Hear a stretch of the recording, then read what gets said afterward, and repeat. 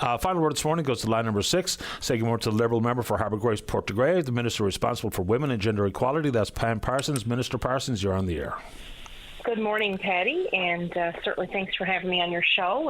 I wanted to call to talk about, of course, the 100th anniversary of women winning the right to vote in Newfoundland.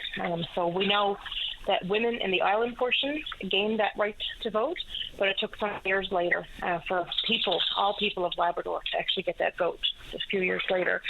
But yesterday we had an amazing ceremony at the Confederation building where we had celebrated our past, present politicians, women politicians, elected officials, members of the Senate, of course, members of Parliament, executive officers, and our first sergeant at arms, a woman sergeant at arms.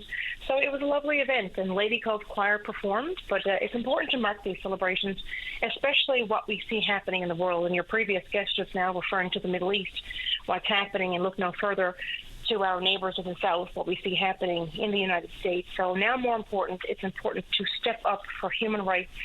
Women fought long and hard for those rights for decades to actually win the right to be considered persons under the Persons Act. So I just want to mark this milestone, and it's a call to action. You know, it's a privilege, of course, to have your voice heard, to be able to run for public office, to be able to vote, but it's also a call to action to all women and gender diverse people and people across our great province here in Newfoundland and Labrador.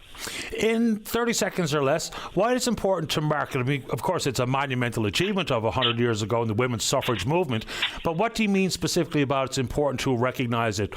I think that's maybe a bit of a stupid question, but I'll ask it anyway.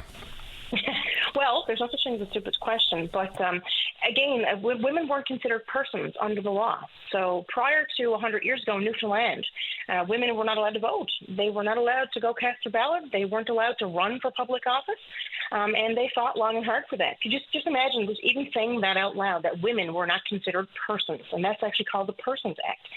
So to enjoy rights and you know equal rights as our male counterparts and our colleagues, and it's 100 years ago. I mean, it's not that long ago. You're probably our grandmothers. You know, it just happened during their time. And although I always say, you know, we've made great progress with gender equality, but there's still much more work to do. I appreciate the time. You've had the last word. Thank you, Patty. Have a great weekend.